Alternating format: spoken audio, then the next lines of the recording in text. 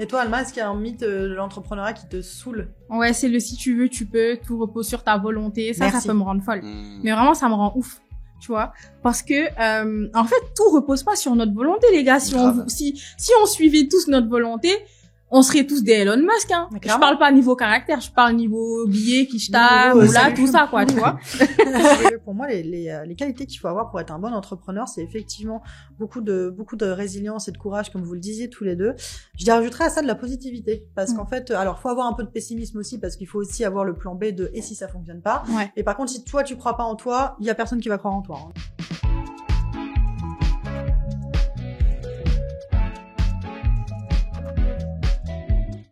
Bonjour et bienvenue dans l'épisode 4 de Break Room, le podcast dans lequel on parle en équipe de notre rapport au travail, d'entrepreneuriat et de communication.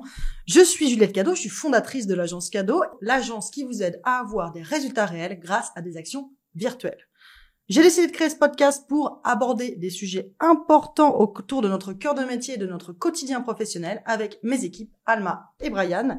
Et aujourd'hui, on va se demander, est-ce que le boom de l'entrepreneuriat, c'est une vraie transformation du monde du travail ou est-ce que c'est juste une mode ?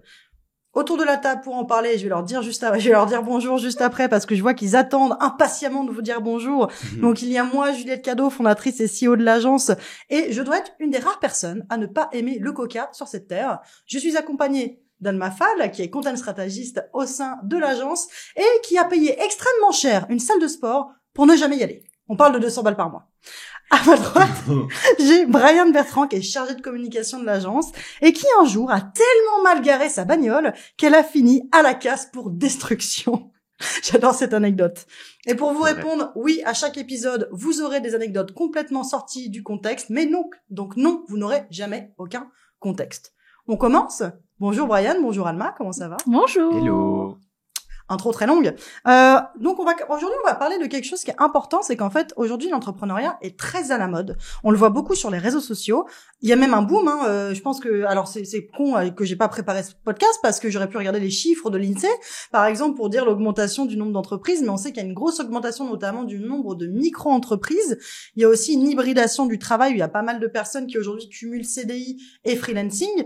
Donc j'aimerais bien qu'on en parle aujourd'hui. Et ma première question, Alma et Brian, et après je vous en parlerai aussi, c'est quoi votre rapport avec l'entrepreneuriat ? Est-ce qu'il y a quelqu'un qui veut commencer ? Honneur aux dames quand même. C'est gentil, merci. Mon rapport à l'entrepreneuriat aujourd'hui, je dirais que je considère l'entrepreneuriat un peu comme un ex que j'aime encore. Et là, je vais m'expliquer. J'adore. En fait, j'aime bien l'analogie. Merci. En fait, pour moi, ça a été pendant longtemps un moyen de liberté, d'expérimentation et de création. J'ai appris à vendre, j'ai appris à convaincre grâce à l'entrepreneuriat. J'ai aussi appris à douter, à tomber et à me relever. Et en fait, ça m'a permis de vraiment prendre confiance en moi à une période où je sortais d'école et où j'avais l'impression de pas avoir les compétences et de pas être légitime à occuper un poste comme celui que j'occupe aujourd'hui au sein de l'agence, par exemple. Je dirais aussi que pour moi, l'entrepreneuriat, en fait, c'est pas juste un statut, c'est une façon de se réapproprier son travail et de développer sa proactivité, son activité et sa débrouillardise aussi. Par exemple, je le vois un peu dans ma vie de tous les jours à l'agence, tu vois. J'ai moins tendance à demander ce qui peut être un défaut, mais j'ai plus tendance à aller chercher par moi-même les informations, essayer de trouver des solutions. Et je pense que sans l'entrepreneuriat, j'aurais jamais réussi à faire ça, tu vois. Alors, je veux juste souligner un point qui n'a rien à voir. Cette coiffure te va très bien. Merci beaucoup. C'est ce que j'allais dire. Je suis en train de te regarder comme si tu m'avais jamais vu. Et du coup, effectivement, comme on ne s'intéresse qu'au physique des femmes, on n'a rien compris. Non, pour le coup, non, mais je trouve ça hyper intéressant ce que tu dis sur le fait d'avoir d'autres réflexes. Là-dessus, oui. On va en parler juste après. Et toi, Brian, c'est quoi ton rapport à l'entrepreneuriat ? Alors moi, il est moins approfondi que vous parce que j'ai entre sortie d'école et re-entrée d'école, j'ai fait quoi ? J'ai fait 3 clients en freelance. Tu t'es mis un petit peu en freelance. Je me suis mis un petit peu en freelance parce que c'est vrai qu'il y a ce truc à l'école où t'apprends beaucoup en théorie, tu fais quand même un petit peu de pratique, mais t'as pas l'expérience terrain, tu vois, typiquement. Là où quand t'es en train de travailler pour un client, que ça soit pour un projet créa, web, rédactionnel ou quoi, tu vas te challenger parce que tu veux que ce client reviennent ou alors parlent de toi ou restent, tu vois, il y a toujours un truc derrière, tu vois, qui est caché, et aussi ça permet de se challenger, de sortir de ce prisme comme tu dis, quand t'es en agence, tu vois, ben, t'as des process à suivre qui sont comme ça, tu vois, et tu peux pas les changer ou faire mieux ou faire différemment, c'est comme ça. Que quand c'est ton client, que c'est toi qui décides que dans la nuit du mardi au mercredi, t'as eu cette idée, tu dis purée, elle pourrait être super cette idée, elle pourrait bien améliorer le process, ou alors avoir de meilleurs résultats, ben tu peux le mettre en place le lendemain, sans pour autant tout chambouler, tu vois, mais t'es dans la maîtrise du truc. Et il y a ce truc aussi où c'est vrai qu'il y a un boom, je pense, au niveau des stats, c'est sûr. Peut-être qu'on mettra au montage une infographie. Peut-être. Mais c'est vrai qu'il y a ce truc où c'est plus facile maintenant de s'inscrire sur le site de l'INPI au guichet unique. Pour ça, conseil, hein, on a une personne qui a rejoint l'équipe récemment, Lola, qui vient de s'inscrire en free, et elle galérait avec l'INPI. Elle n'arrivait pas à avoir son statut, son SIRET, etc. J'ai dit, alors, moi, c'était la dernière fois que je me suis inscrite à l'URSSAF pour une micro-entreprise, c'était en 2019, donc ça date. Mais ça a changé en plus. Mais elle est passée par l'URSSAF et ça a très bien fonctionné. Ok. L'INPI, apparemment, c'est un peu la galère, quoi. Bah, moi, j'ai eu de la chance, c'était simple quand je l'ai fait. Je l'avais eu en moins de 24 heures, je crois, mon SIRET. Ouais, bah pareil avec l'URSSAF, ouais. Et à tout moment, je suis passé sur le site de l'URSSAF et je dis n'importe quoi. Hein. Mais en tout cas, je suis allé sur le guichet unique, c'est ça. Et bref, tout ça pour dire que c'est plus facile maintenant de créer une micro. Donc je pense aussi, c'est pour ça qu'il doit y avoir un boom. Et on a plus envie aussi d'être entrepreneur, je pense, tu vois, et c'est pas non plus donné à tout le monde. Question, ça veut dire quoi être entrepreneur, d'après toi? D'après moi, être entrepreneur, ça veut dire gérer ton activité professionnelle comme tu l'entends, dans les règles de l'art, bien évidemment, et surtout ne pas, je pense, être comment je pourrais dire, tu vois. Par exemple, tu vois, moi je travaille pour toi, tu vois, et j'en suis ravi et je kiffe et je vous adore. Mais si je suis entrepreneur demain, je travaille pour moi et c'est moi qui décide, c'est moi qui fais comme je l'entends et comme ce qui me semble être le plus optimal, tu vois. Donc c'est un peu comme ça que je le vois. Je vais vous donner mon avis après, mais Alma, je voulais revenir là-dessus. Pour toi, c'est quoi être entrepreneur? Et surtout, en fait, la subtilité qu'il y a avec Alma, c'est que toi, t'as été entrepreneuse. Oui. Et je t'ai proposé un CDI. Oui. Au bluff, parce qu'en fait, je me suis dit, moi, je veux pas la laisser partir. Et en fait, en vrai, je m'attendais à ce qu'elle n'accepte pas. Hein. Et je me souviens très bien, on était en train de déjeuner ensemble. Oui. Et je t'ai dit, je sais que t'adores être free, mais je m'en fous, je le tente quand même, parce que comme on dit en anglais, who doesn't ask doesn't get. Et du coup, est-ce que tu peux nous dire pourquoi t'as accepté? Si c'est pas un secret, bien sûr. Non, c'est pas un secret, pas du tout. En fait, j'ai accepté parce que c'était pas un CDI comme les autres. Déjà, j'avais travaillé avec toi depuis assez longtemps. Ouais, ça faisait, quand je t'ai proposé, là, ça va faire 1 an que t'es en CDI à l'agence. Ça va bien faire 3 ans qu'on bosse ensemble. C'est ça, ça faisait 1 an et demi, 2 ans qu'on travaillait ensemble. Et en fait, moi, j'ai dit oui à un projet. Et pour moi, travailler avec toi en CDI, c'était pas renoncer à ma liberté. Parce qu'on se connaissait déjà, je connaissais tes méthodes, ta façon de fonctionner, de travailler, etc. Et en fait, j'avais envie de continuer aussi cette aventure, tu vois. Et puis, ça me permettait aussi de continuer à côté mon aventure d'entrepreneur. Donc, en fait, j'ai pas été bridée, j'ai pas été coupée d'un coup. C'était pas un sevrage, quoi. C'était juste une proposition d'aller plus loin, avec une proposition plus structurée, tu vois, et plus de stabilité. Moi, c'est comme ça que j'ai vu les choses. Et en fait, ouais, pour vous dire, là-dessus, Alma, en fait, maintenant, est à 80% sur l'agence. Avant, elle a commencé à 60%. Donc, on augmente petit à petit. Il y a pas longtemps, c'est elle qui m'a dit, oh, on peut passer à 90 si tu veux. Donc, on va augmenter petit à petit. Mais en fait, voilà, moi, c'est pour le coup, moi, je suis entrepreneur. Hein, je me définis beaucoup par ça. Pour moi, la question que je posais, je m'en souviens même plus, c'est quoi mon rapport à l'entrepreneuriat? En fait, pour moi, c'est juste une évidence. Après, moi, je suis d'accord avec toi, et aussi, je trouve qu'il faut pas trop édulcorer le discours, parce que oui, il y a beaucoup de liberté, mais alors putain, regarde mon agenda. Voilà. Donc effectivement, il y a aussi beaucoup de désavantages à l'entrepreneuriat et beaucoup de responsabilités qui vont avec. Alors par contre, moi, je suis complètement anti-discours. Être entrepreneur, c'est pas pour tout le monde, dans le sens où il y a des gens qui disent ça avec de la supériorité dans la voix, en disant oui, non, c'est pas pour tout le monde. Tout le monde peut pas le faire. En fait, moi, j'ai tendance à dire tout le monde ne veut pas le faire. Pour moi, être entrepreneur, c'est une condition sine qua non à la personne que je suis. Faut savoir que moi, je suis quelqu'un qui est extrêmement attaché à ma liberté. J'ai eu beaucoup de problèmes avec mes managers anciens, et c'est aussi pour ça que mon combat est le management aujourd'hui. À la fois parce qu'ils étaient nuls, très honnêtement, mais aussi parce que j'étais pas facilement manageable. Parce qu'en fait, vraiment, moi, la liberté est une valeur extrêmement puissante chez moi, l'indépendance aussi. Je suis un peu du vent, hein. Je suis Gémeaux ascendant Balance pour ceux qui s'y connaissent un petit peu en astrologie. Je suis de l'air pur, inchopable la meuf. Donc en fait, c'est un peu compliqué et même ça se ressent aussi dans mon perso. Typiquement, c'est pas pour rien que je suis claustro. C'est ma plus grosse phobie, c'est d'être enfermée. Donc en fait, d'un point de vue symbolique ou d'un point de vue physique, il y a quelque chose qui ne va pas moi avec tout ça. Donc il y a ça aussi. Puis moi, il y a aussi le fait que j'ai pas les diplômes de mon métier et en fait, au bout d'un moment, moi, ça m'a bloqué.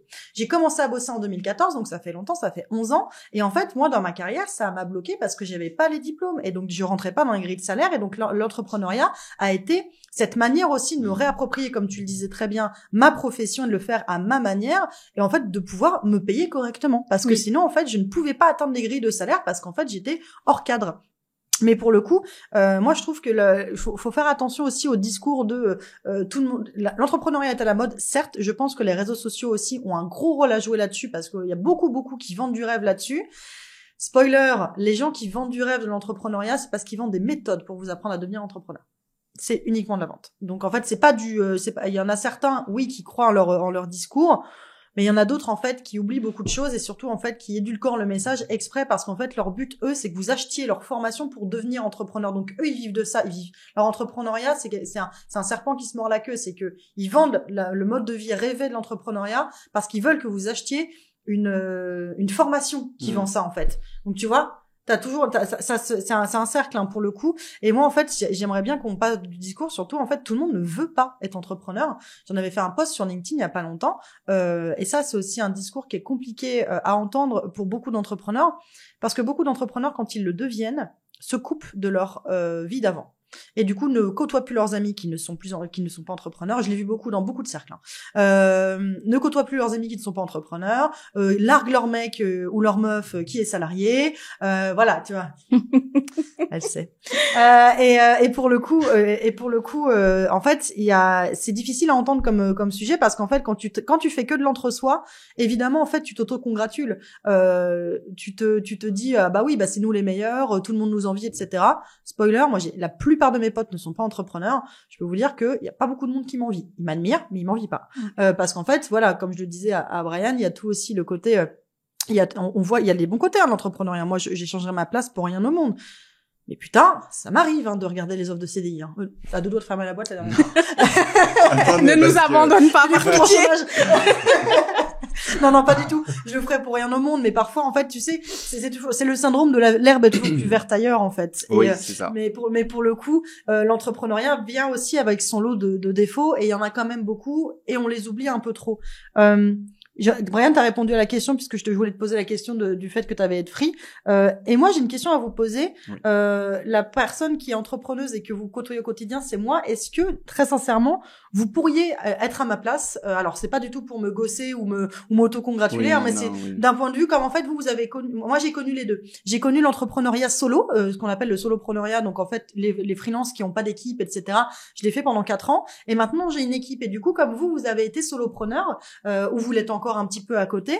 Est-ce que quand vous voyez le quotidien d'une boîte avec salariés, avec croissance, avec clients, etc., qu'est-ce que vous ressentez, vous? Est-ce que vous vous dites, ah ouais, en fait, ça fait pas tant rêver que ça finalement, ou oui, je voudrais le faire? Parce que spoiler alerte, là, moi, il y a un truc aussi que je voudrais souligner, c'est que moi, je vous encourage à être entrepreneur si vous en avez envie. Oui, bien sûr.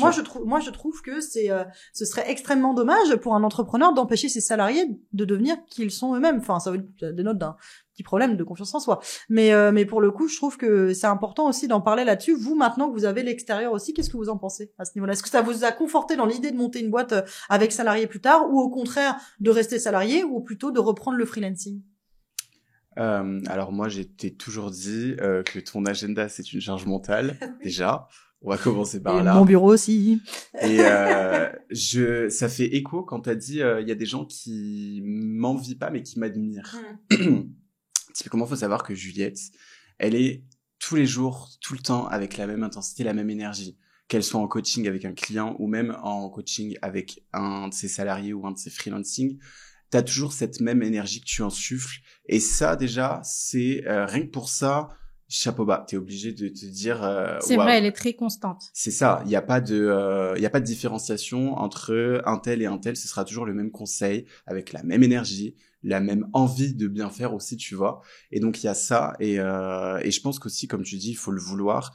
Très honnêtement, à date, à l'heure actuelle, je vais dire, avec la plus grande sincérité, non.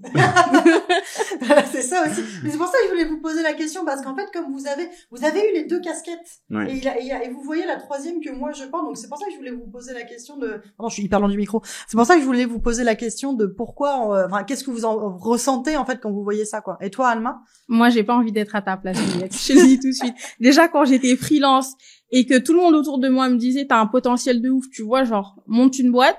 Moi, je disais non, je suis freelance et j'aime bien ma vie de solopreneur, en fait. J'ai pas envie de me prendre la tête à monter une équipe, devoir manager et gérer des problèmes que je pourrais m'éviter en restant toute seule, tu vois. En revanche, j'adore mon poste de manager. J'adore avoir des équipes, j'adore piloter tout ça, j'adore avoir l'intérim quand t'es en vacances, parce que c'est quand t'es en vacances que j'ai ce rôle. Tu vois, c'est pas mon quotidien, c'est pas ma vie. Donc j'aime bien une fois de temps en temps, mais pour l'instant, honnêtement, non, genre j'aimerais pas du tout Juliette. Vraiment ta vie. Mais en vrai, je comprends, hein, parce que en fait, c'est compliqué, et moi aussi parfois je me dis, mais pourquoi tu t'infliges ça? Après, je pense que c'est le modèle qui correspond à chacun. Tu vois, le bien modèle sûr. agence, je pense qu'il te correspond. Peut-être là, à date, à tout moment, il y a 4 ans, tu Bien vois, sûr. c'était pas peut-être... Je suis pas sûre pour le passé, mais par contre, je suis Ouais. pas sûre pour le futur. Tu vois, Ouais. moi, c'est un truc que je me suis toujours dit.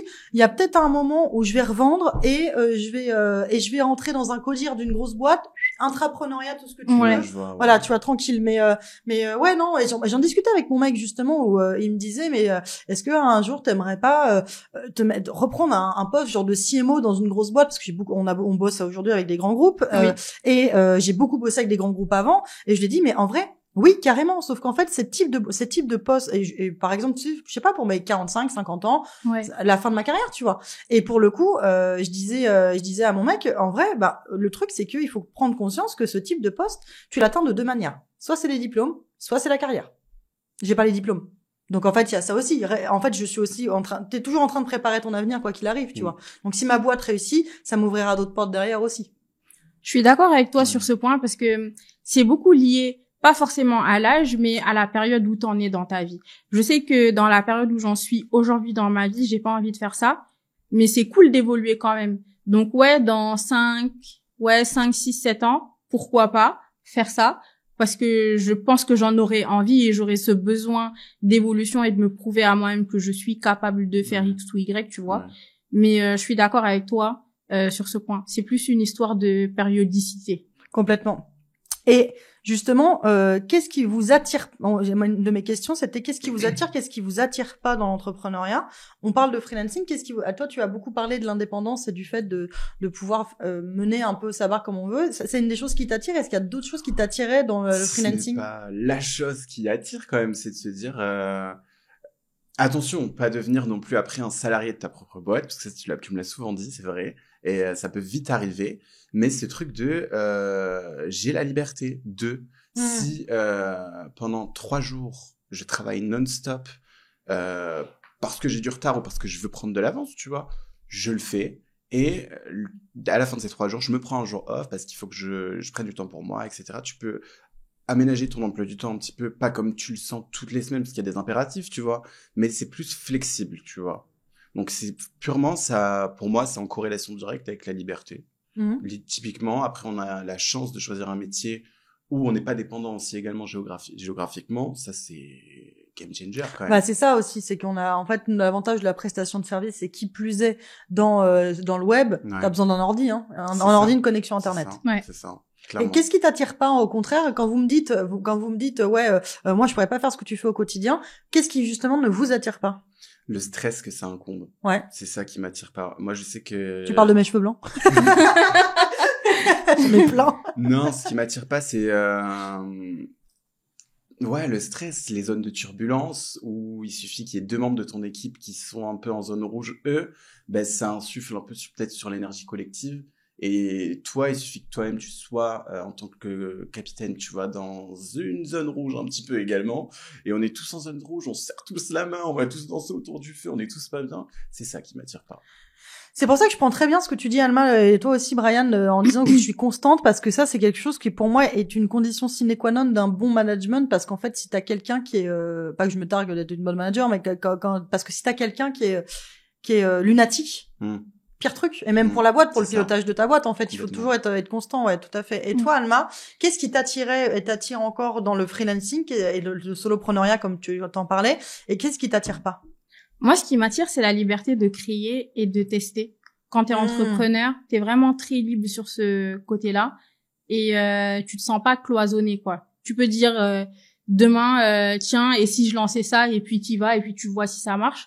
Et ce qui m'attire pas, enfin ce qui me fait peur surtout parfois, je pense utiliser le mot peur est plus approprié, c'est vraiment la solitude. Parce que quand on est entrepreneur, on se sent très très seul. C'est vrai, t'as raison. Ouais, on se sent très très seul. Il y a la solitude, il y a la charge mentale invisible. Les gens, ils ont pas l'impression que tu portes tout ça sur les épaules et que dans ta tête ça tourne non-stop. Et pourtant c'est ça tout le temps, même des fois en pleine conversation, tu t'absentes parce que t'as la tête ailleurs, tu vois. Il y a ça et il y a cette pression constante en fait de devoir toujours tout porter seul. Enfin, moi, l'entrepreneuriat, c'est cette impression qu'elle me donne.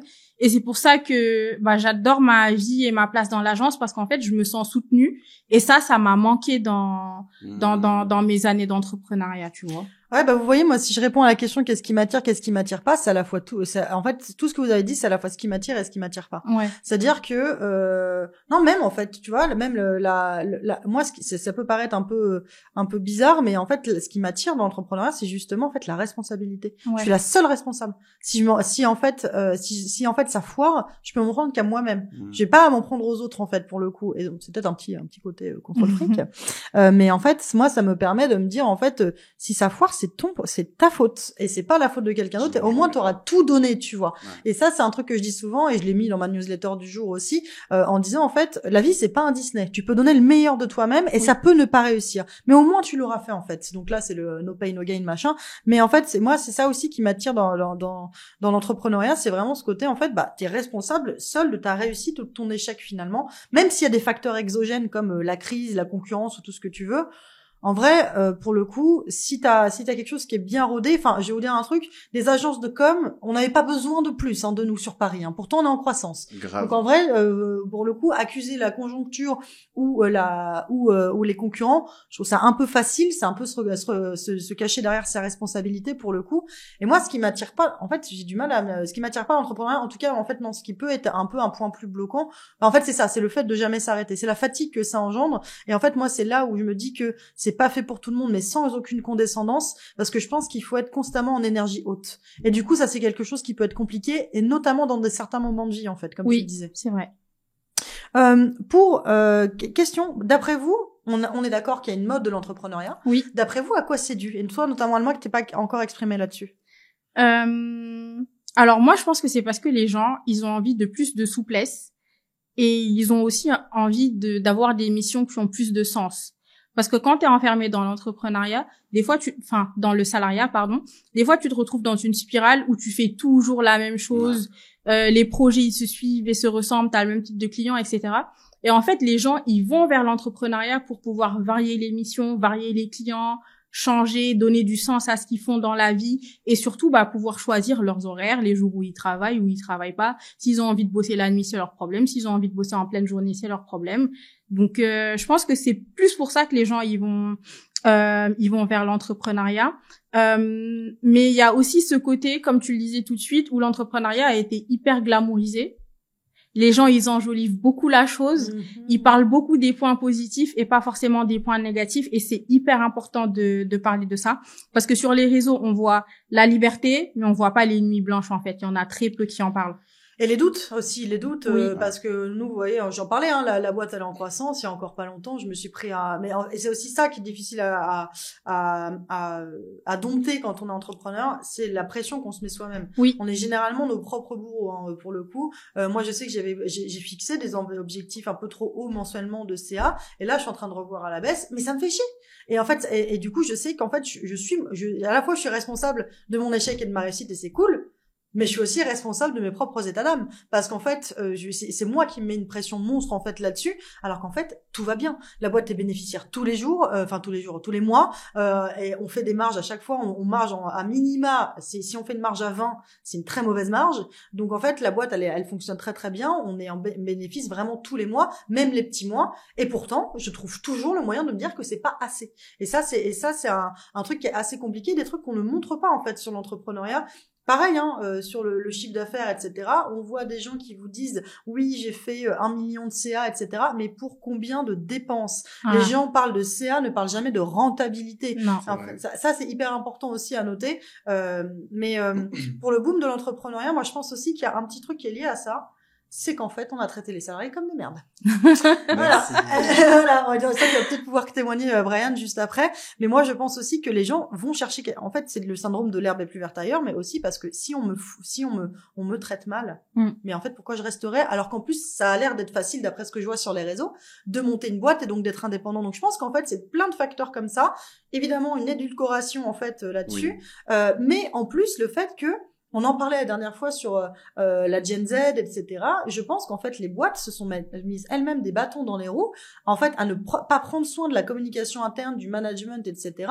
Et en fait, aujourd'hui, on voit les anciennes générations qui crient au manque de loyauté des nouvelles générations. Mais loyauté pour qui? Pour des boîtes qui sont pas loyales envers ses salariés? Mais à quelle heure, en fait? À quelle heure on t'impose d'être loyal envers une boîte qui, au premier plan social, va te virer? En fait, ça n'aide pas à rester. Moi, quand tu vois des entreprises dans lesquelles t'as un management toxique, que t'as des heures sup qui sont pas payées, que si tu respectes tes horaires, t'es considéré comme un feignant, etc. Mais c'est normal de prendre la première porte de sortie qu'on t'offre, en fait. Moi, je trouve que le boom de l'entrepreneuriat est aussi dû au fait que les gens traitent trop mal les salariés en général. T'en penses quoi, toi, Brian? Je suis grave d'accord, t'as entièrement tout résumé de mon point de vue. Et ben voilà. Moi, ça me gonfle, ça me saoule, nous soufflame.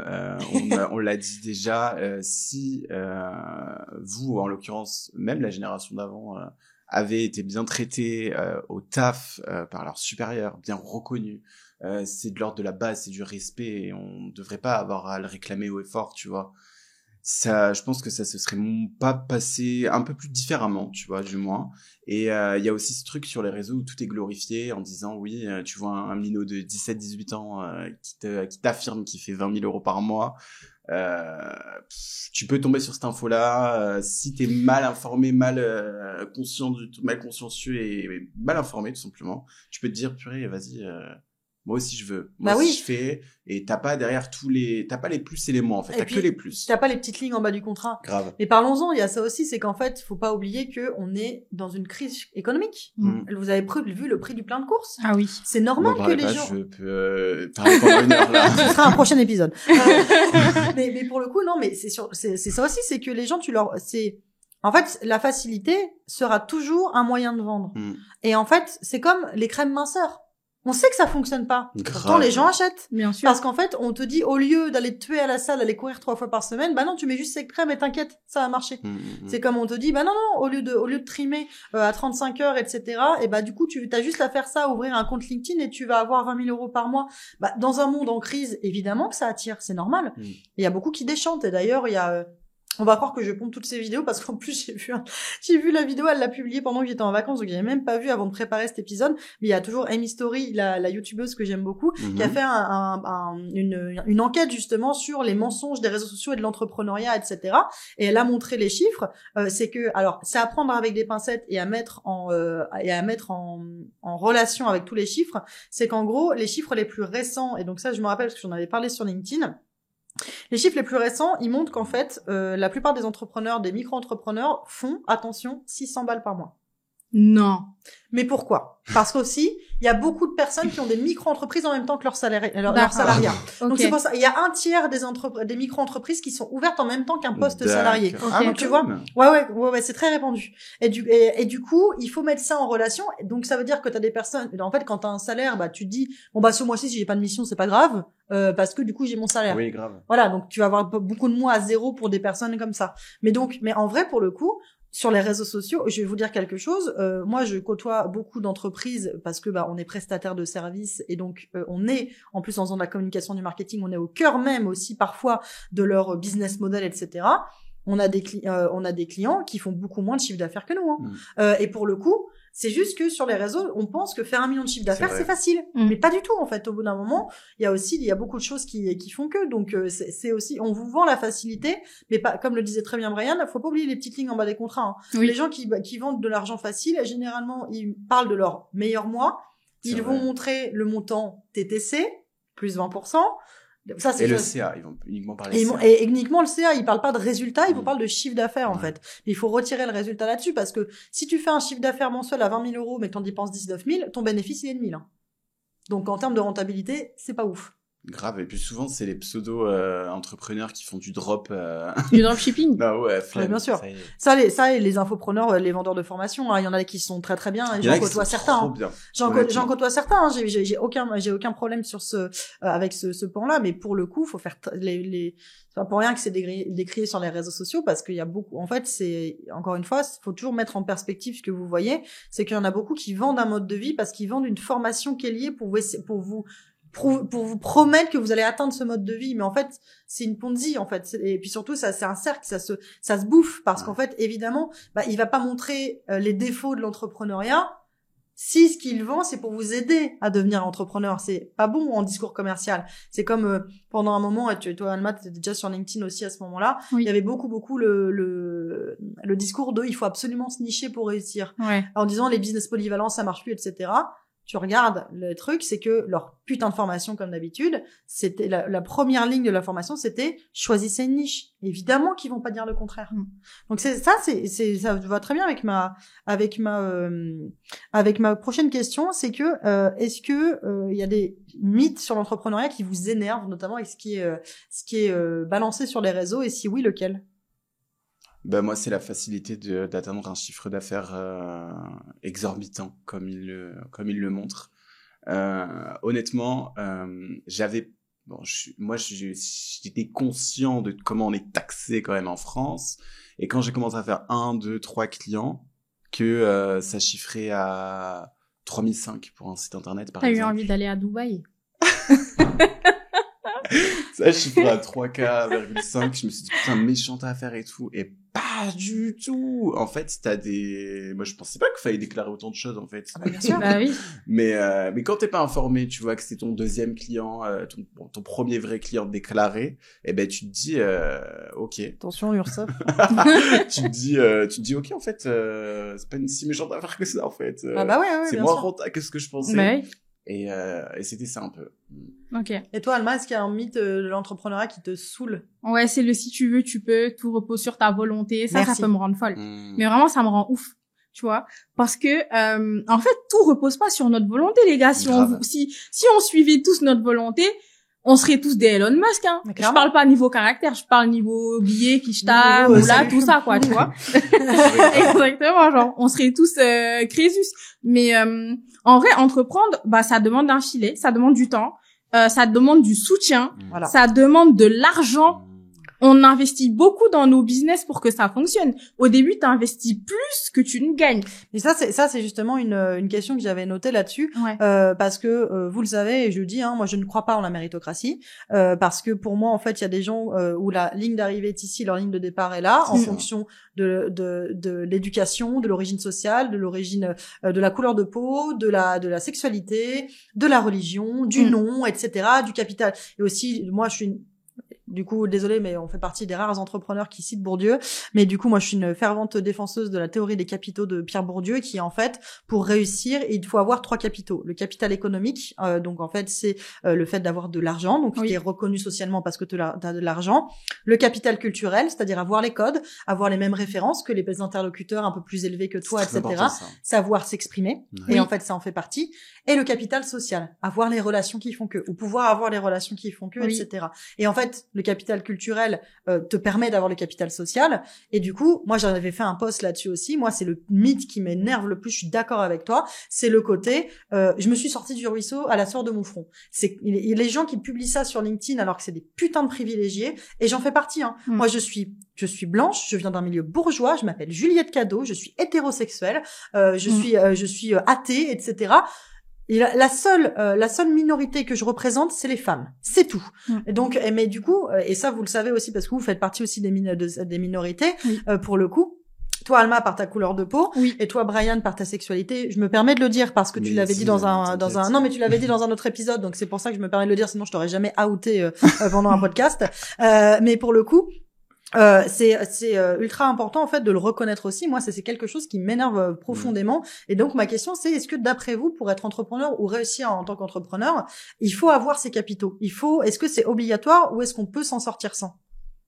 Honnêtement, je vais parler que de mon expérience parce que c'est ce que je connais. Quand je me suis lancée dans l'entrepreneuriat, j'habitais encore chez mes parents, toute seule, dans plus de 80 mètres carrés. J'avais aucune charge. Donc tout était payé en fait. Je devais que m'occuper de moi et du frigo. Tout le monde n'a pas cette chance. J'ai eu la chance aussi de ne traîner aucun prêt bancaire lié à mes études parce que mes parents ont tout payé, des études au loyer, aux fringues, au voyage. Donc c'est un privilège. Donc ça on peut pas l'enlever, faut le noter. Et ça m'a permis aussi d'avoir un bon départ dans l'entrepreneuriat. Et surtout, le réseau, hyper important, Juliette en a parlé, on s'est rencontrés dans un apéro CM. Ouais. J'aurais pas réseauté, on se serait jamais vus, du tout, tu vois. Donc, non, moi, je suis d'accord avec cette théorie, c'est la première fois que j'en entends parler. Moi aussi, d'ailleurs. Et je vais vraiment regarder. Lisez, alors ça va peut-être vous rappeler les cours d'SES si vous en avez eu au lycée, mais c'est hyper intéressant en fait une fois, surtout avec le regard d'adulte, de relire Tocqueville et Bourdieu. Ça dépend aussi de vos croyances là-dessus, mais moi j'avoue qu'en fait c'est une théorie en laquelle je crois beaucoup parce qu'en fait on peut voir par exemple des exemples de personnes qui sont des transfuges de classe. Donc c'est des personnes qui viennent d'une classe sociale inférieure qui ont grâce à leur travail ou à leur réussite sociale arrivent dans une classe supérieure et se sentent pas à leur place, notamment parce qu'ils ont pas le capital culturel.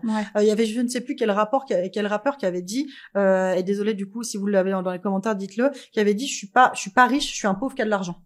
Et en fait, c'était pour dire, si tu l'interprètes, t'as le côté en fait, il y a le capital économique, mais il peut pas se sentir totalement à sa place dans les classes sociales plus élevées parce que le capital culturel peut un peu pêcher ou alors le réseau aussi. Et toi, t'en penses quoi, Brian, là-dessus, sur méritocratie, le quand on veut, on peut, comme le disait Moi, je suis d'accord avec toi, Alma. je crois pas. Tu pars pas, tout le monde ne part pas sur la même ligne de départ. T'as pas, c'est pas possible. Mais je pense que tu peux ajouter à ça, il y a quand même un facteur chance, en vrai. Bien sûr. Vois.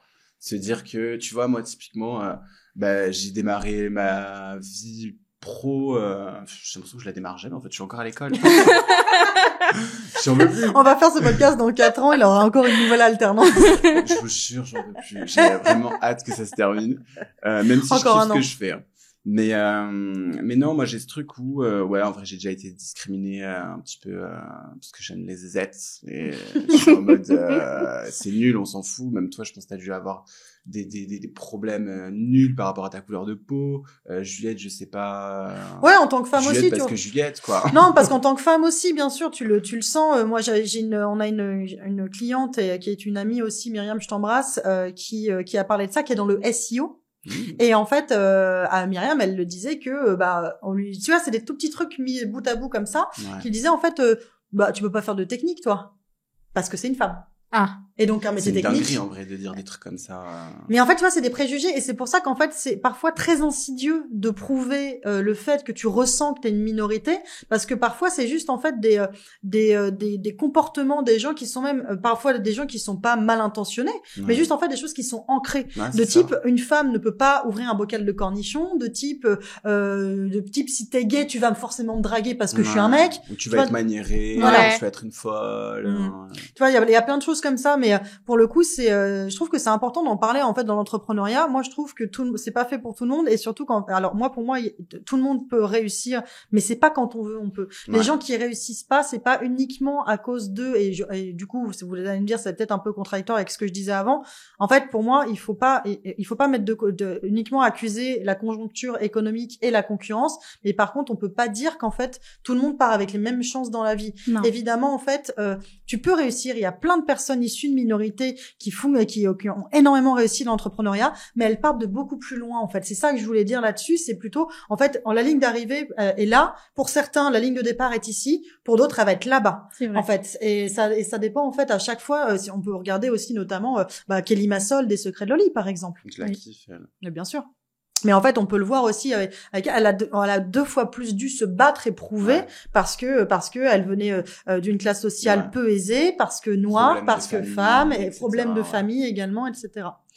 Et du coup, après ce petit débat là-dessus, est-ce qu'on va finir sur une question, est-ce que vous pouvez me dire que pour durer dans l'entrepreneuriat, d'après vous, ce serait quoi que ce soit l'entrepreneuriat en freelancing ou en montant une boîte avec des salariés, quelles sont les qualités qu'il faut avoir selon vous pour durer dedans? Parce que personnellement, je le dis souvent, créer une boîte, c'est facile. C'est continuer qui est difficile. C'est la pérenniser qui est compliquée.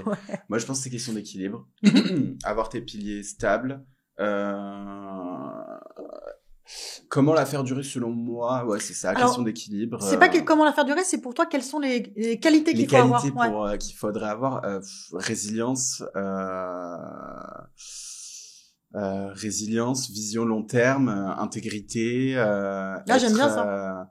Intégrité. Être soigné avec ton gosse intérieur du passé, avoir mis des mots sur tes mots, pansement, et surtout facteur chance un petit peu quand même. Bien sûr.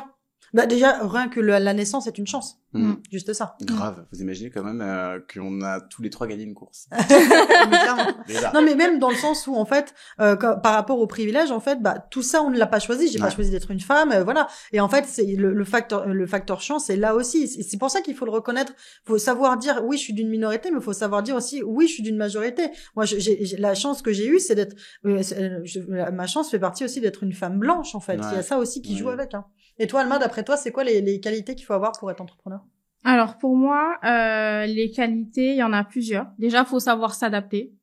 Faut avoir du courage pour être entrepreneur. Mais aussi, faut avoir beaucoup de douceur envers soi-même. Faut vraiment savoir être indulgent, pas trop se pousser, savoir quand s'arrêter, etc., s'écouter. C'est bien. Pour moi, c'est hyper important. Faut savoir quand persévérer et quand pivoter aussi. Des fois, l'entrepreneuriat, sur certains projets, on les considère comme un peu nos petits bébés, et quand ça marche pas, on a du mal à lâcher. Et des fois, faut savoir lâcher prise, en fait. Donc, les pivots, c'est hyper important. Surtout, je dirais bien s'entourer, parce que je le répète, quand on est entrepreneur, on se sent vraiment très, très seul. Moi, ça m'a fait du bien, des fois, que tu m'envoies un message à 8h et que tu me dises, va dormir. Tu vois? Je m'exécutais. Donc, c'est hyper important d'avoir un entourage qui soit présent, qu'ils comprennent ou pas ce dans quoi on est, tu vois. Oui, ça peut être aussi des amis, etc. Ouais, c'est ça. Parce qu'en fait, même si t'es solo, personne dure sans un cercle, je trouve. C'est vrai. C'est ce qui fait ta force, même ne serait-ce que d'avoir un chat, en fait, tout simplement. Je suis d'accord. C'est game changer, ça aussi. Mais l'entourage, je te rejoins grave sur ça. Ouais.